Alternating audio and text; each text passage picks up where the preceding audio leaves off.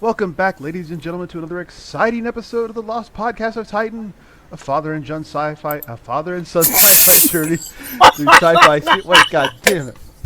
I'm keeping this in. I'm keeping it in. Father and son journey through sci-fi series, where we just sit around and commentate over episodes we're watching and hope that you are watching with us. But today we promised a very special treat, a guilty pleasure, as it were, as we give to you a list of some of our favorite guilty pleasure sci-fi movies. Movies that really shouldn't be good, probably aren't good, but we love them anyway. See, How are you, Papa? I'm doing fine, and you just brought up a very good point. What's that? These are called guilty pleasures. It's a convenient phrase, but I never feel any guilt about enjoying these. These are personal films that I personally enjoy and have watched certainly more than once, and not really giving a flying leap what the public or the critics think. I'm sure we all have those. Oh, yes, we do. And we figured it would be fun to deviate from our standard format. You don't need to pull up any kind of video to try and follow along with us. It'll be mostly spoiler-free, but I know I do have at least one movie I want to talk about that I absolutely do need to see the ending of. I need to talk about the ending of, because it is fucked up beyond all manner of recognition. But you can listen to us while chopping vegetables or doing brain surgery or mowing the lawn. You don't have to, like he said, Can you imagine a brain surgeon, like, put on my podcast list? Hello and welcome again, ladies and gentlemen. Suddenly the patient is on the table. Must email at lostpodcastoftitan@gmail.com. Speaking of which, if you would like to let us know what your favorite guilty pleasure sci-fi films are, you can email us at thelostpodcastoftitan@gmail.com. We'll be happy to hear from you. Or you could email us and exclaim, "What the heck are you guys thinking? Loving those films." This is right. Also, you can yell at me on Twitter. Let's see. Also, Facebook. Like, share, subscribe. Let's see. Okay. Well, let's go ahead and get this show started. Did you want to dive in, or do you want me to dive in first? Oh, I'll go ahead and dive in first because okay. Age before beauty. Gotcha. And pearls before swine. Oh, sir. All right, go ahead. All right, my first entry in this is a 1961 color Italian fantasy adventure film known as The Giant of Metropolis. Oh, Jesus Christ. And as I may have mentioned in an earlier podcast or so, when I was growing up, we didn't have wall-to-wall science fiction on television or home video or anything like that. And in the 60s, all I had and a lot of people in my peer group had was a late Friday night program called Project Terror, where the scientific and the terrifying emerge. And this was coming out of San Antonio, KENS TV, Channel 5, and at 10:30 every Friday night they would run a science fiction or fantasy film. And some they apparently liked more than others because they showed The Giant of Metropolis at least twice a year. Ugh, but... Oh, twice a year, be still my heart. Yeah, it was directed by... Could it be because it sucked and the rights to show it were dirt cheap?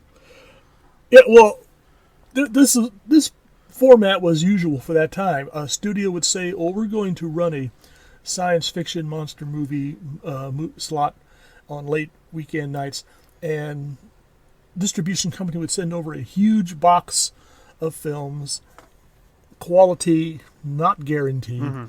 I mean, one time we would get Forbidden Planet, and then the next week we'd get The Killer's Shrews or something of that nature. But Giant of Metropolis, directed by Umberto Scarpelli, and it starred Gordon Mitchell, an American bodybuilder. Bodybuilder? Yes. Yeah, I could tell. Holy shit! Yeah, like this is all for the ladies. All for the Oh my ladies, God. yeah. He had a lot of people who did that during the '60s when the American film industry wouldn't give these a lot of work. And you have your success stories like Clint Eastwood and Lee Van Cleef, and then you have people like Gordon Mitchell, whose main talent was flexing his pectorals and wandering around in a loincloth. And here it was a version of the story of Atlantis. In this case, the city of Metropolis is ruling most of the world with its super science and satanic schemes. And some of the people in the outlying provinces were chafing under the heel of the tyrant Yotar. And they sent a delegation to Metropolis to try and convince him to act nice and stop threatening the world with his schemes. But the old man who's leading the expedition dies just before they reach Metropolis, and his three sons, including Obro, who's the character played by Gordon Mitchell, leaving them to finish the assignment. And they try and get to Metropolis, but the younger brothers are killed, leaving only Obro. He is captured by guards of Metropolis, and he is tortured and stuff, but breaks free and decides to fight against Yotar and his minions, various weapons stuff. He is, in fact, the giant of Metropolis. Now, Now, when I first heard of this film, I thought maybe it was a sequel to Fritz Lang's German classic film Metropolis. Boy, was I wrong. But it became the only game in town, and I would, for lack of anything else to watch back in those days, I would dutifully watch it whenever it came on, and I owned this on DVD. Now, I cannot easily recommend this to anyone, but it's more of a nostalgia thing with me.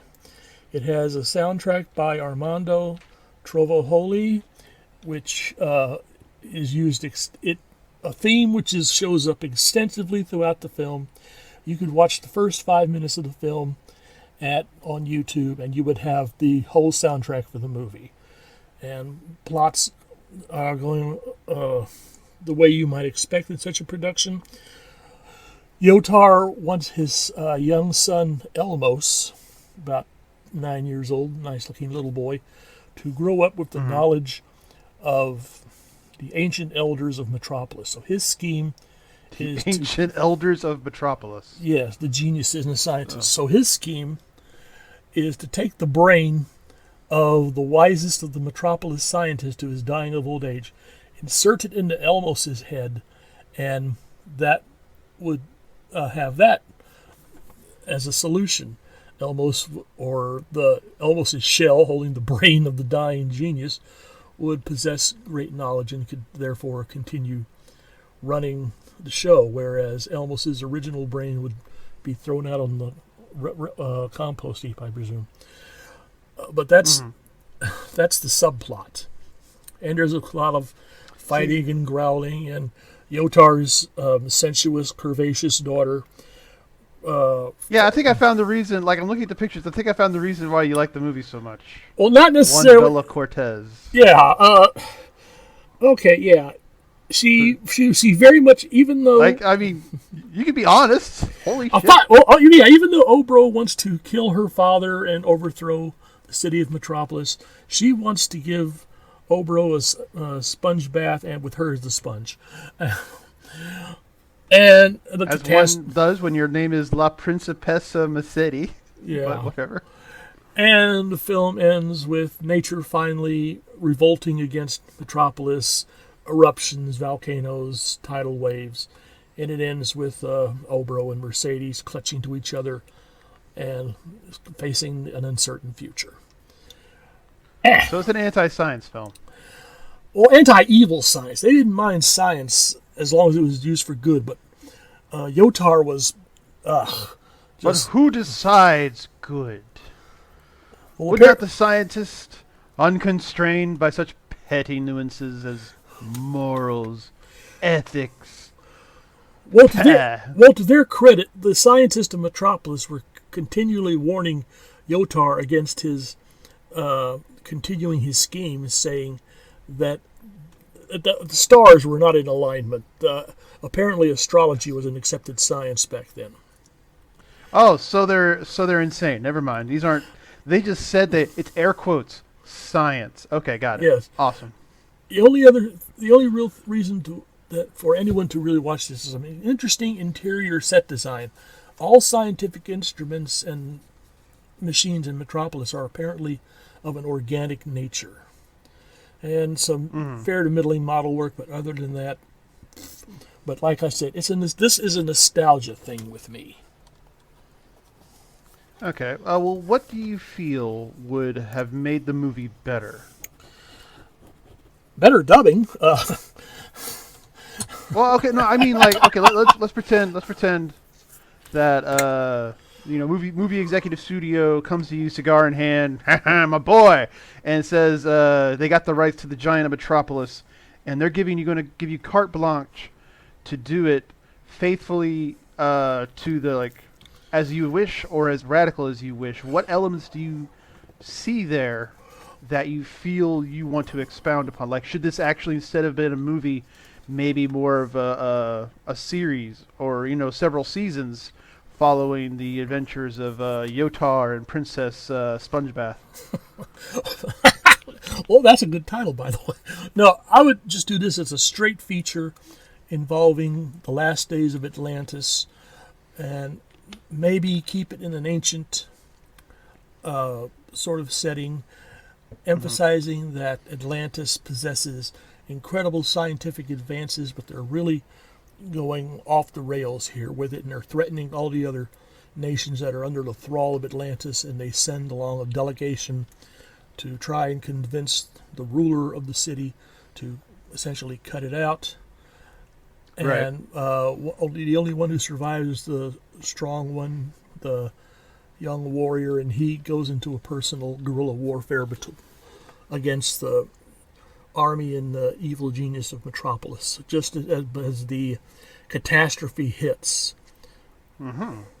Okay. It would have to be, a sort of not just technological blowback, but sort of a spiritual. There would be this element that, yes, what Yotar as ruler of Metropolis, or ruler of Atlantis, is trying is an affront not only to workable science, but also against nature, and nature would revolt. Sort of like the last. But you must subjugate nature. You must. Yes, nature is ours here to serve. You must plant your foot on the throat of nature. That's right. But that's what I would do. A tighter script, maybe better production values, and a much more varied soundtrack with leitmotifs and such. All right, hear me out. Of course. Multiple princesses. Ooh, multiple princesses. Yes. You have the one obviously in love, the one who wants to do the best for their people, and then you have the one that is scheming to take power all for themselves. Ah, okay. And that gives our main hero, the choice of options of, how will they react, etc., etc. Okay. I would also eliminate the cliches that were running rampant through this film. About halfway through Giant of Metropolis, Yotar is holding a ceremony where, comely, supposedly maidens and handsome young men engage in a sensuous, what he describes something as a sensuous dance of mating, which takes place. And I can assure you, ladies and gentlemen, that the dance is about as sensuous as a bag of stale potato chips. So you would play it up with an actual sensual dance? Maybe I would just eliminate the dance altogether. Just sort of forget it. It's just a titillating thread supposedly, but it doesn't really quite titillate. Right. All right. Okay. It's Italian. What are you going to do? Just have, maybe, like you said, the multiple daughters competing sexually for the favors for people they feel could give them greater position in the scheme of things. Yep. Totally a male fantasy, but yeah, totally some a male movies are that. Well, female empowerment show that the princesses are, just one bullet shy of overthrowing their father and taking over the reins of Atlantis. Oh, what if they all had schemes, so to speak, but the hero coming in just puts a wrench in all of them, so that they're all actually trying to, for their own reasons, try and take over. One to kind of liberate, one to, completely take over, maybe be even worse. One sort of being kind of in the middle. All of them having maybe good points. Maybe the metropolis is like one of the last vestiges of true and proper civilization with an emphasis on science, but they have to keep the lower orders in check by giving them the opiate of the masses as in the form of religion and all that astrology shit. Like, I can't explain to you why we can't plant this crop here this year. The stars aren't right. No, it's something to do with the soil, that sort of shit. Okay. Kind of a subtle commentary on, writ large. Yeah, you're describing a miniseries here because that kind of detail would involve more than just one feature-length film. Well, come on, expanded universe, baby. That's where all the money's at. Oh, okay. And speaking of which, let's go ahead and dive into mine, an expanded universe. As I teased about this last episode. This is the one where the movie that I really like. It's a sequel, and I think in some ways, maybe not all, but some, it is superior to the original. And yet, whenever I bring this up, I have people rolling their eyes at me, saying the movie sucks, and I can't quite grasp why. And the movie is Predator 2, released in 1990, starring Danny Glover. I do not know what the issue is with this film. I read up some of the critic reviews. They said it was uninspired, unoriginal, it didn't move anything forward. Are they watching the same fucking movie? It is Predator 2 is like if RoboCop and Predator had an illegitimate love child and they grew up. Like, the city of LA itself is a fucking character in this movie that was damn terrifying. And it always reminded me of RoboCop Detroit. But I didn't realize it until I was thinking about this episode. Like, why do I like Predator 2? And it's RoboCop. Like, imagine Detroit. I move it to LA. Just increase the amount of Latinos, and you have it. It's an open fucking war zone, and everything is dialed up to 11, but it's played straight. No one breaks. No one says, "Are we really doing this shit?" Like, the movie opens up with the one man demolition squad of a cop, Danny Glover, single-handedly, charging into a cartel roadblock with heavy weapons and shit, and that's just how the movie opens. I don't understand this. I mean, you know what I'm talking about, right, Papa? Exactly. Yeah. So then we have and not only that, they introduce what am I trying to say? The interconnected storylines, I feel, are done really well in Predator 2, in that without going too much into detail, just a few lines of dialogue, you understand the basics of what the fuck is going on. Like, this is LA, shit has really hit the fan. There are multiple drug gangs running amok. They are heavily armed. They are pretty much in control. And there is something else introducing and killing everyone. And I know that the original Predator film was played off as a slasher film, and really, there was that idea that the studios interfered with the first Predator and put the opening shot of the spaceship flying towards Earth, which ruined the reveal that what they're facing isn't another person, it's actually an alien. And I like that idea. So I feel that they took that concept, and they also should have maybe played it here. Like, this could have been a good Predator film where you don't show off the cloaked predator. You just there's something, ripping the guts out of these gang members, and it's the cops slowly realizing, wait a minute, none of this makes sense, and it tried to do what the first Predator film did, and actually did it better because it played it off as a cop drama, or a police procedural, with the classic, the feds getting involved, his partner getting killed. I got the new guy.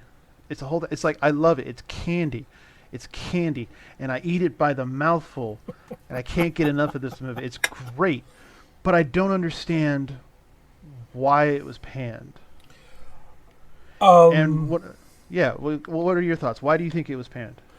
I think it was panned for the same reason that every Pink Floyd album since Dark Side of the Moon hasn't gained the attention that Dark Side of the Moon had.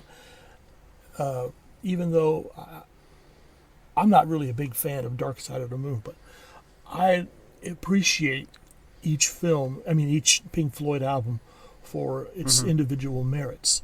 I think too many critics were expecting just another straight battle in the jungle. They were expecting another Predator instead of Predator 2. I have to say that although I don't like Predator 2 as much as I like the first Predator film, I certainly enjoyed Predator 2 more than I enjoyed the RoboCop sequels. Like yourself. Oh, yes, definitely, yeah. This has some very positive points to me. It was a bit of a mistake to place another Predator film back in the jungle where they're facing the aliens facing just a small combat team. Putting the alien in the middle of a great big city worked. To me, it was the next logical step. It has some very nice scenes. My two favorites is where the cop played by Danny Glover goes to meet with the character known as King Willie, the Jamaican. Yes, I thought. And the approach of the alien in the alleyway? Yes, that was nicely built up. Like, fuck me. I was, let's see, it's 80. I wasn't even 10 when I saw that. Yeah, that whole approach, what is it, like a tin can or something comes down from the roof of the building, and then there's this big splash in the puddle. There's nothing there, but you hear the footsteps getting closer, and then the invisibility cloak, which apparently is very sensitive to water, kind of shorts out, and you see the alien appearing.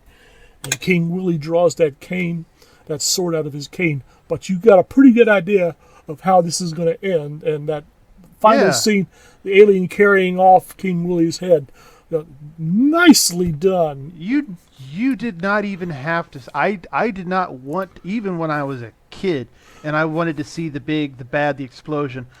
Even then, I did not have to see that kill. It did not. It was perfectly done. Just, he draws the sword. Let's fucking do it. It's the drawn out scream that bleeds into the Predator walking away with King Willie's head. And I'm like that probably sold the movie for me perfectly, even when I was young. There's also an excellent scene. The second scene where the alien breaks into this voodoo gang breaks into this penthouse apartment where they start to torture the guy they find, and then all of a sudden the Predator shows up, and whoa! And then also the scene in the meat warehouse, where God, there's so many fucking set pieces in this movie. Yeah, and Danny, with Gary fucking Busey. Yeah, suddenly, yes, ladies and gentlemen. By the way, in this movie, suddenly Gary Busey shows up as a federale. Who's a little... Well, he's Gary Busey, yes, he's insane. But still. And just that, when Glover is the only one who realizes what's going to happen. He knows that the Predator has got the goods on the federales, especially you see the Predator kneeling at the upper floor of the warehouse, going through various channels of his headset. Yeah, you knew they were fucked when that started happening. Yeah, I thought, seriously? Yes, but no, I enjoy Predator 2. So you come off pretty good on your first choice. Oh, thank you. Could you? Also, on top of that, there was a subsequent reason why I also fell even deeper in love with both the first Predator and the second Predator film, and that was because of your work on Starlog, Oh, where you proposed the theory that the first Predator film is a businessman on vacation, the second Predator film is a Boy Scout troop, and that blew my little mind.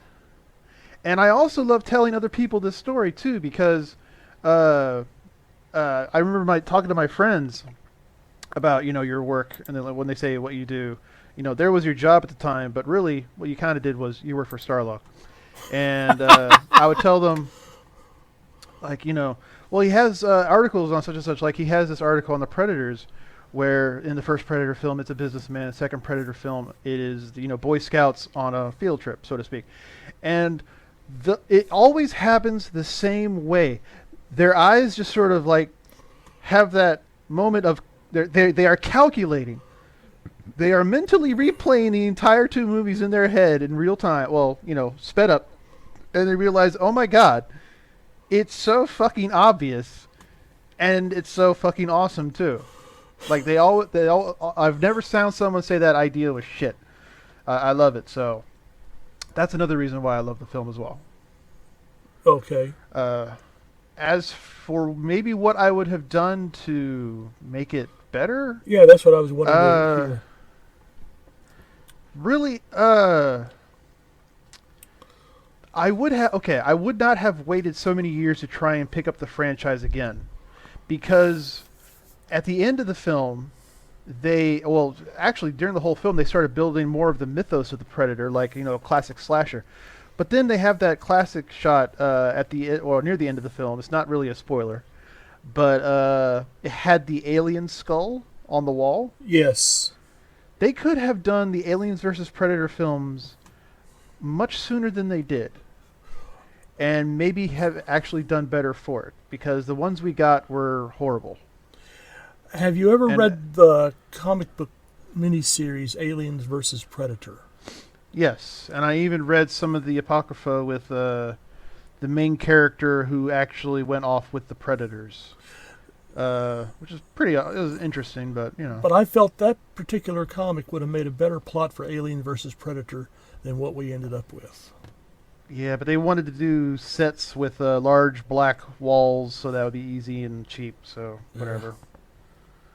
But do you have any ideas of what you would be doing to maybe to make it more appealing or something? That's a good question. I think that I can't really put a finger on it, but there was something from the first Predator film that was sort of missing in Predator 2. Mm-hmm. And besides Arnold Schwarzenegger. I like the relationship that built up between, if you can call it a relationship, that built up between Glover's character and the Predator. They eventually and very quickly recognized each other for what they were. Mm-hmm. And I think that should have been built up a bit more. Maybe Glover goes back to his apartment or wherever, and getting ready to catch and a the few Predator's Z's, like stalking him, so to speak. or comes into his bedroom and finds like an alien blade shoved through his pillow, as a saying that knock knock, guess who knows where you live. That would actually be kind of scary. Okay, I see what you're saying. Yeah. Okay, I agree with that. All right. Okay. All right. So what do you have next? For next, we are going just a little bit further back than my original, or my initial. Oh, Jesus Christ! Was that the modern hotness? Was the Giant of Metropolis? No, that was not the modern hotness. But go back to the year 1957 when I was just a 1-year-old toddler, and the Nathan Juran movie, The Deadly Mantis. Oh my God! Oh Jesus Christ! Yeah, so I let's remember let's this get it. film. Let's get it out. Yeah, and it also ended up as an episode of Mystery Science Theater 3000. But No, I know. I saw this movie before then because I remember I had my phase of I want to see the giant monster films, yes, and you had a fairly respectable collection, and it was my favorites were this one, them, and the tarantula. yes, exactly. And this Deadly Mantis, okay, I will admit it is not up there with them or Tarantula, but I don't think it has deserved all the brickbats and nastiness that it gathered from critics and a lot of fans. This It's not popular. Hold on. not as Well, popular. then again, even tarantulas in the Mystery Science Theater 3000. So yeah. Yeah. Let's see. TV I'm TV I'm looking Guide at some. calls it a lame ripoff of them. But there's only one. Yeah. Hey, get the fuck out of here with this shit. I know, but I mean, I rather like the special effects, and it followed the classic monster movie formula of we don't automatically throw the monster out in your face at the beginning. We have weird disappearances and strange noises Yeah. and clues popping up here before the creature shows up, and then it just goes from there. And some nice. I thought the special effects were serviceable. The mantis, showing up at the Washington Monument, or managing to fight off Air Force jets, or attacking a passenger bus in a fog. Which there was a movie called "It Came from Hollywood."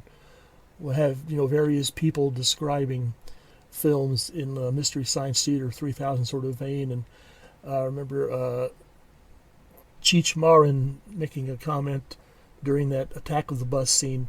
He called it the attack of the 60-foot chicken wing. But Oh. I really had no problem with that film. I've always enjoyed it. I had no problem. I remember this one. This is one of my favorite monster films. In fact, It relates to Yeah. why I liked Predator so much when it was released. Predator was the first film in a long time that followed the classic monster movie formula. We didn't see the Predator at first. What we got was strange sound effects, little Ripley objects moving among the trees. I had to go back and find out just how far you go in Predator before we actually see the full monster. But that's what made that film work, and to me, that's what makes The Deadly Mantis work. Mm-hmm. Now, How do you think you would improve it if you were able to try and do that? maybe tighten up a bit on the effects. Maybe find some people worth, some human characters worth caring more about. I mean, there is the obligatory romance developing between the lead character and a female photographer for a nature magazine, and she follows along and gets involved in the hunt for the mantis and such. Some scenes when we first see the mantis, it is attacking a Eskimo village, and all it's stock footage of Eskimos getting into their little kayaks and trying to pedal away as fast as possible. There's some undercranking of the camera to make it go much faster, which never really works. I think more of the attack. Well, you remember in the Black Scorpion? Mm-hmm. I mean, you remember the Black Scorpion? Yeah. Yeah, I remember asking you, like, it was part of the repertoire, yeah. Yeah, that scene when the giant scorpions derail this train, and you actually see them grabbing, little bitty people and stabbing them to death and eating them. I think a bit more mantis attack on the Eskimo on the Eskimos would have helped. This is not meant to put down Eskimos, but a bit more gore. Or 1950s style gore, I should say. More casualties. There is no gore in 1950s. Well, you just want more casualties. Yeah, more casualties, more of a threat. Yeah, I think the effects could definitely use some improvement. Where, I mean, it's a giant puppet, so it moves slow enough that a brisk walk you'd be able to escape it. But if they used, I don't want them to use CG. I really don't. No. But if they can make the real work, just have it move in that insect fashion, and then do the mantis strikes where I've seen videos of the mantis strike. It's like it's a blur. You don't see it. Suddenly the fly is flying close to the mantis. Then all of a sudden the fly is caught and it's already half devoured. Like that would be creepy as hell. But you also have the mantis. I've seen nature shots of mantises, and they have this habit of just remaining as still as possible, as close as possible before striking. And if we had seen where characters were walking around, and you suddenly realize that's not some kind of construction machine in the background, it's the mantis, which immediately swings into action. Yeah, that's probably true. Okay. And you mentioned CGI. I just wanted to come off quickly and say I'm not as impressed with CGI as I used to be. It's too much of a crutch now. Like the remake of The Thing, I was really excited when I heard they were making practical effects for it instead of going CG, and then I lost almost all interest when they went back to CG, and then I saw the movie and it was complete and utter trash. So it's just it's like CGI of spaceships in contemporary science fiction shows and films. They're good, but I miss actual model work. Yeah, exactly. Like a mix of maybe making a mix of Jurassic Park, where it's a mix of the models and the CG. Yes, that still shows up. That's a good example. That still holds up. That's a good example of how to use CGI. Mm-hmm. But you're right. CGI's make people become too lazy. Okay. Okay, and next from you. Next from me. Okay.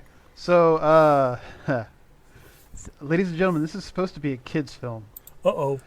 This was released in 1979 by the industry standard of kids' films. That would be Disney's The Black Hole. And I reiterate again, this movie is not a kids' film in any way, shape, or form. But I love it, and it fills me with about as much dread as it did when I first saw it as a child, because there was extensive matte painting work done in this film. So all of the space shots, with probably the exception of the asteroid set piece near the end of the film, are incredibly gorgeous to look at. And the actual black hole, while scientifically not really accurate, is just awe-inspiring dread. I can list on one hand the movies that have inspired Lovecraftian dread within my young mind, with as much effort, with as much ease as that film managed to do. Is like that. Never-Ending Story also did that, which also really isn't a kid's film, but whatever. But the film is supposed to be Disney's answer to Star Wars, and that hurt it a great deal. Because the elements that don't work are clearly the elements they were trying to push because of Star Wars, like the two friendly toy-ready robots that they had, which they put in specifically to answer, C-3PO and R2-D2. And it also suffered complete story collapse as though it fell into a black hole. The film was in production for a very long time. It went through several directors, and by the time it got to the one who finally did it, the story was a city flying in space that was going to hit a black hole, and they all had to escape. And it was your typical Disney fare with a family, husband, wife, 2.5 kids, some pets, and like they said, fuck it, just tossed it all, and made some of this movie on the fly, and it shows as well. But what draws me is the fact that they're in a haunted house, they're in a murder house, a torture house. They don't realize it. It's blaringly obvious what's going on. You go into a mad scientist ship. Okay, ladies and gentlemen, they find this ship that has been lost, that has crew moving inside of it, but like no lights, no communications. They land, and there's just the scientist with his robot Frankenstein monster of death and a great vast army of suspiciously human-like people that he quote-unquote built when the crew were abandoned or were killed, or I forget whatever the reason was. It doesn't even really matter. Like, that was red flags all over. He's parked right next to a black hole using technology they don't understand. Why they didn't run as fast as they could right away is their own stupid fault. And let's see, what else I wanted to say about this. So here's why this is my guilty pleasure. I love the black hole. I've been interested in space ever since I was young, but the ending could not have been explained more if you just sprinkle a little bit of acid onto the tips of all children's tongues as they watch this film, because everything is going wrong. And spoilers, by the way. Spoiler. If you don't want to know the ending to the black hole, I don't know what to tell you, but go ahead and just skip forward a few bits. So, the mad scientist, Dr. Reinhardt, is going to fly his ship through the black hole because reasons. And through inadvertent catastrophe, he's losing control of the ship. Parts are being damaged. The gravity field controller that he had goes off. So it's not going to go through the black hole. It's going to go in the black hole. And so the ship crashes in. And I swear to Christ, the evil character, Dr. Reinhardt, is floating inside the black hole. Inside the black hole. And then Maximilian, his robot Frankenstein of death, floats down to him in a fiery abyss and embraces him like a lover. And then all of a sudden you have this shot of the mad scientist, Dr. Reinhardt, inside the fucking robot. Like, the robot had this really iconic red line as far as eyes. No. When the robot pulls back up, Dr. Reinhardt is somehow inside Maximilian, and we pan out. We continue to pan out for like 5 minutes of the most epic, dirge-like funeral music ever put to film, and he's on a mountain in apparently hell with a whole army of skeleton-robed figures just marching along these cliffs around the wreckage of the goddamn ship, and this is what's supposed to be on the inside of a black hole. I was like, fuck you, fuck you, fuck you, I'm out. And our heroes managed to escape to the probe ship, which was also designed to survive a trip through the black hole. And that's their only escape. They can't go back out. They have to go through. And they go through a fucking tunnel of light where an angel guides them to safety. Credits. That's it. I don't need to ask why this movie was not popular. I know. But I love it anyway. So what do you think? I think what we have here is the most hated movie so far in this Oh, I'll defend this movie. Like the ending alone, that they also didn't know how to end the movie, by the way. So they were replacing the script with whatever they could find, trying to meet studio demands, and then they just found they just shot this. Said fuck it, and that was it. Well, well, how would you improve this masterpiece here? start from the beginning, keep the opening credits, and then redo the whole thing from that point. I will admit I have seen this film more than once, but it is not a film that I return to. Everything that the plot, the execution, and the waste of perfectly good actors, and John Barry's most monotonous soundtrack. I love the soundtrack. You'd have to, because that's the only thing getting... It's like the soundtrack to Giant of Metropolis. You better like the opening theme, because you're going to be hearing that all through the film. Listen. If James Horner can get away with the same French horn selection in all of his soundtracks... All right, fuck you. Hold on. James Horner wrote one song in the 1980s and sold it to every fucking movie that would buy it until the late 80s. That's it. This motherfucker has a house that he could probably just go like that's it. That's it. Someone presses the doorbell. Where's the sound? It's in. I will tell you, ladies and gentlemen, that song is in Battle for the Stars. At least it's in The Wrath of Khan.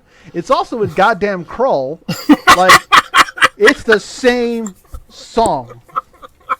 So if my man wants to make an epic black hole soundtrack and run that through the entire movie, fine. If another motherfucker can put their one song throughout the entirety of the 80s in multiple films, my man can put one song throughout the entirety of a film. And I rest my case. Okay. Making several points here. You had asked a question, why did the crew of the Palomino not immediately run away when obviously so many red flags were coming up?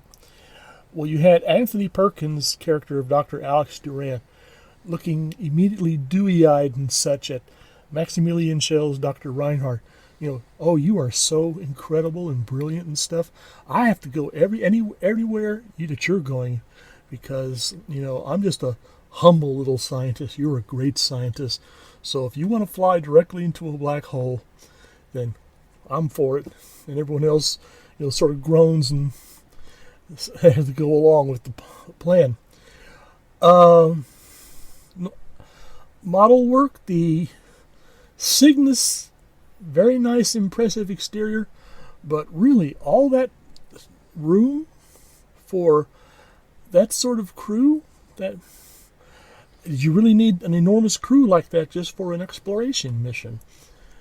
And that you point out the science regarding the black hole didn't really work out. Now, obviously, there's still a lot that we need to understand about black holes, but it was going... There's no solid ground in the black hole that you can... And you also, I don't think you'll be able to merge into your murder kill bot no. to rule over whatever's left. Like, God. It's the inconsistency of the mood of the plot. Like, bear in mind, I will watch this ending again after this podcast is over. The cutesy poo robots, even though one of them is voiced by Roddy McDowall and another one voiced by Slim Pickens, both of who I enjoy, I couldn't do without the lame excuse that the guard robots on board the Cygnus have a need to have a need for recreation, so they have their own shooting galleries and such. No. And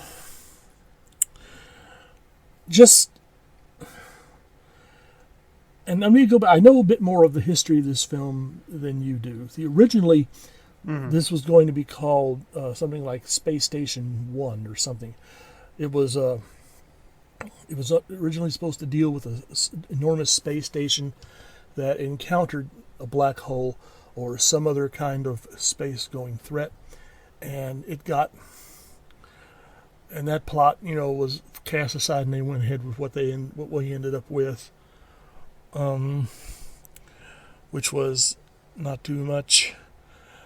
This was Disney's attempt to try and be a more adult studio. They also wanted to cash in on the disaster film craze of that time period, and failed on all counts.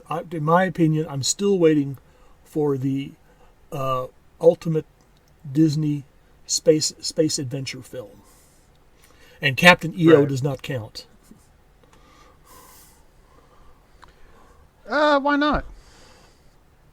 I remember it's a movie, and I saw it. Yeah, other than the 3D effects, and maybe if I was more of a Michael Jackson fan, then I would have appreciated Captain EO more. But we need more of a plot, sort of more complex characters. Although Maximilian Schell's Dr. Hans Reinhardt, he comes off as the best of the whole bunch. Maybe a bit too much like Captain Nemo.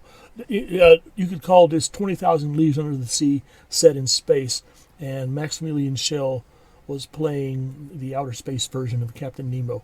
He was kind of a bit over the top, but then again, considering where the plot had placed him, one could understand and sympathize with him going nutso. But no, I appreciate how everyone can connect to an individual film. It connects with you more than it connects with me. Well, if I could make it better, yes, I would redo the entire script pretty much. Yeah, keep the opening credits and then just go from there. Yeah, opening credits. They could have it so that it's not the lost ship; it's an unknown ship that maybe Dr. Reinhardt built. Maybe he was the head of some colony somewhere. As the last ship of that colony, maybe, and that's why he basically said we were all going to go through the black hole. No one wanted to go, so he lobotomized everyone, pretty much. So you can still have the whole ship full of robots, and there's the dark twist that they're all the leftover crewmates, and you can still have Maximilian as his enforcer, and I'd keep the ending. Maybe not the tunnel of light. Maybe I'll have them escape. Like the heroes can escape. But I want to keep that scene of, Dr. Reinhardt on the mountain in the black hole with whatever the fuck it is that's going on. Not quite on subject, but I just wanted to ask you, the scene where we finally realize what these characters in robes and faceless silver masks were, did that shock you at all, or were you pretty much expecting? That did nothing for me. Like, it was revelation, but I didn't really care. Yeah. See, and that should have been a better director than Gary Nelson would have opted for, would have worked that to be a more shocking scene. But by that time, you don't care. It was the main character to me was the black hole. That was the main event. Yeah, and I know, and I didn't even really care about the crew. Like, not that crew, the good guys, because they were idiots. Yeah, I mean, you had the reporter who wasn't even qualified to do anything except be nosy and a coward. So, well, they couldn't get Dr. Smith from Lost in Space to take his jobs, which I think is what they were aiming for. But I didn't really see him doing that much reporting. There's this low budget. I think he mentioned there was a line in there where it was like, "Oh, this will be a scoop of a lifetime." Da da da da. But it's all right. Okay, my turn. Actually, we've been going for about an hour. Oh. Let's go ahead and call it here. And if people want, I already have some lists of other films to do. Yeah, gracious. Yeah, yeah. Time really flew. Okay. It did. But let's try and do another section of this sometime in the future. Yeah, let us know how you feel about this episode. You can let us know at Lost Podcast of Titan at email. Oh, God damn it. The Lost Podcast of Titan at gmail.com. Next week, I think we'll be back on, or next episode. The Return of the Archons in Star Trek. Return of the Archons, yes. That'll be our next Star Trek episode, is Return of the Archons. And until then, I guess we will see you later. Yes, and behave. Behave.